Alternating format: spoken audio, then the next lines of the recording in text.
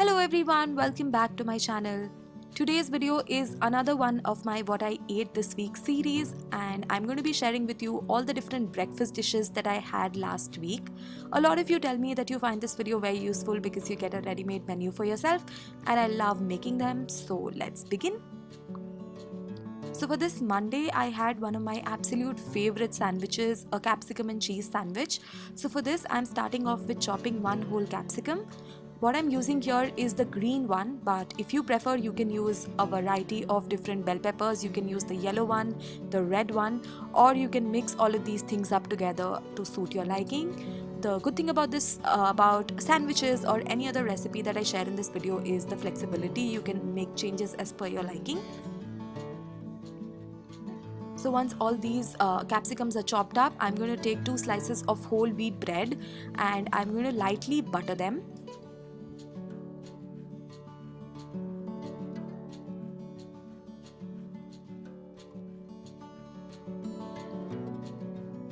Next, I'm going to add the capsicum pieces to one side of these breads. Whenever you're making or chopping any vegetable for sandwiches, try to make them into small dices because it's always much easier to stuff them that way. Next, I'll add some cheese. So the cheese that I use is sharp cheddar cheese. I buy this from my local grocery store. I always ask them to grate it and give it to me because that way it's always in the ready to use format and I can use it immediately, especially when I'm cooking in a rush in the morning. But you don't really need to use this specific cheese. You can use the regular Amul processed cheese or any other cheese that you find around your house. And then I'm going to lightly butter the sandwich maker also.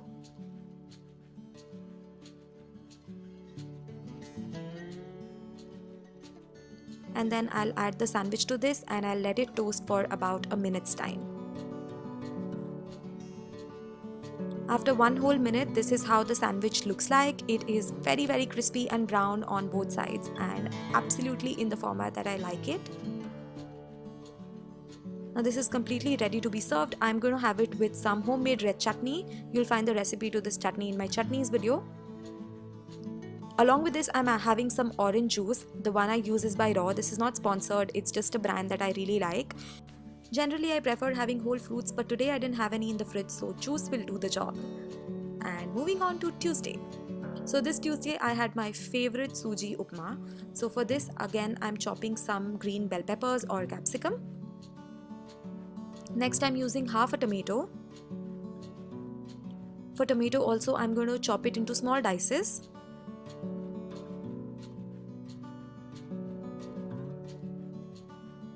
And then I'm using half of a very small onion. Chopping it into small dices again. And that's it, the preparation for upma is done. Let's move on to making it. So in a pan, I'm going to add a little bit of oil, to which I'll add some mustard seeds. And then I'll drop in the onions. At the same time, I'm also adding the rest of the vegetables, that is the tomatoes and the green bell peppers. And then I'll let them saute together for about 20 to 30 seconds. I don't like to overcook the vegetables here because I like them to have a little bit of crunch in them. For seasoning, I'm adding some salt and some red chili powder.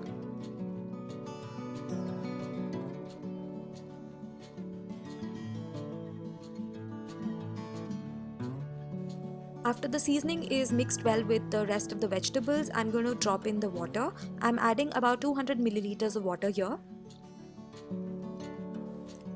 And as soon as the water comes to a boil, I'm going to start adding suji or semolina to this.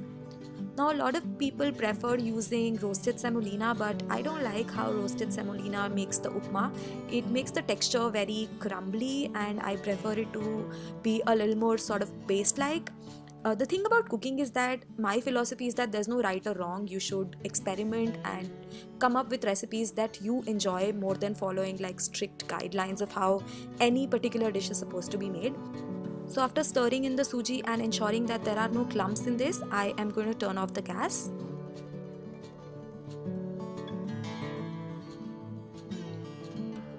And that's it, this beautiful upma is ready to be served. I'm going to transfer it to my favorite bowl and enjoy it for breakfast.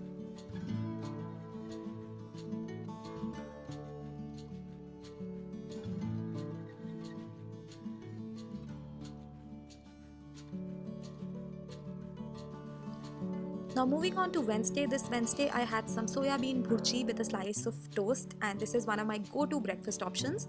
So the first thing I'm going to do here is add some boiling water to the soya bean chunks that I have. Adding boiling water allows for the chunks to soften up and be ready by the time we're done with the preparation. So after adding the water, I'm going to keep this on the side and start chopping up the vegetables. What I'm using here is half an onion again. I'm not making it into very small pieces because there's really no need to do that. And then I'm using half a tomato. Again, not making very small pieces of that. Because I like my food spicy, I'm also adding 3 whole green chilies, but you can completely add fewer or more or completely skip this. Now in the whole chopping time, the soya bean chunks have also kind of softened up, so I'm going to transfer some of them to the chopping board. I'm not using all of them. I have soaked a few more than required because I'm also going to use them for lunch. So I'm going to make them into small pieces for the bhurji itself. You can make it into small or big pieces as per your liking. And then to start cooking this, in a pan I've added some oil, some cumin seeds, and then I'll drop in the onion pieces.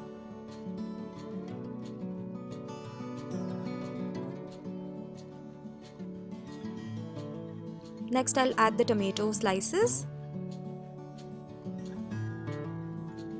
And at the same time I'll also add the green chilies. I'll mix all of these vegetables properly and I'll let them cook till they become mushy, almost like brownish in color. At this point I'll add the seasoning, so I'm adding some salt, some red chili powder and a tablespoon of homemade garam masala.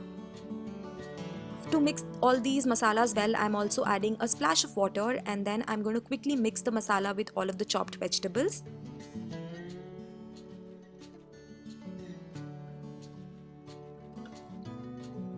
Now I'll add in the chopped soya bean chunks. And then I'll mix the soya bean with the entire masala that we've made.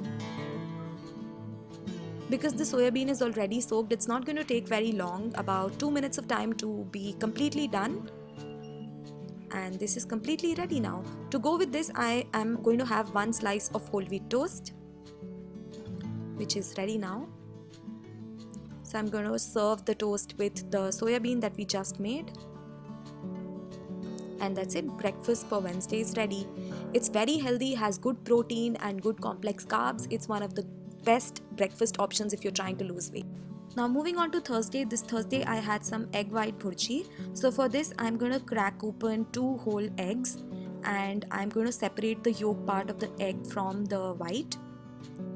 I don't let the yolks go to waste. I usually use them up for some other recipe, especially if I'm making some kind of desserts.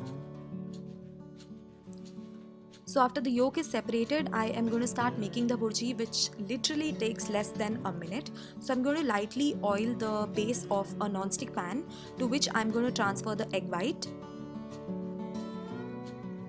Next, I'll whisk the eggs in a circular motion so that they come to like a scrambled consistency.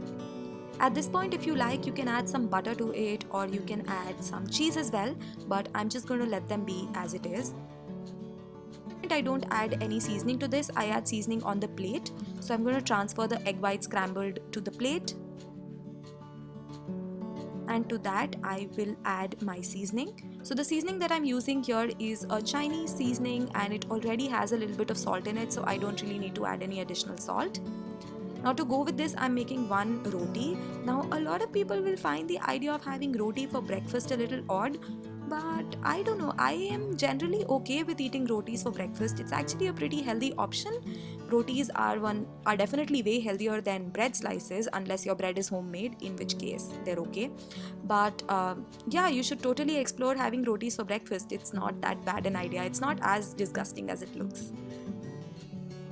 So yeah, the breakfast is ready. I am going to have this with some homemade red chutney, which is so versatile. You would see that I use my homemade red chutney a lot. So go back to my chutneys video, try this out and let me know.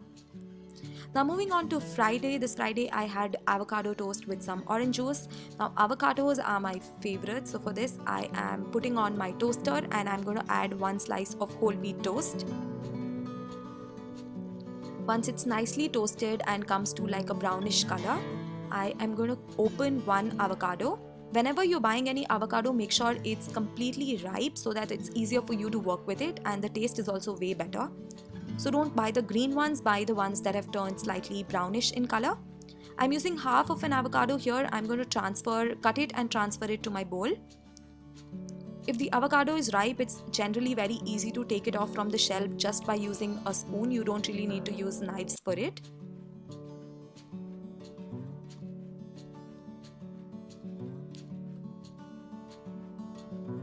So I'm going to mash the avocados and bring them to like a very soft, mushy consistency.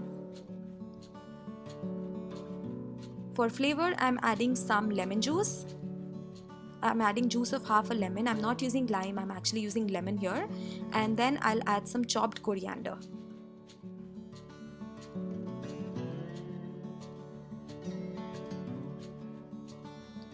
I'll mix the seasoning with the rest of the avocado.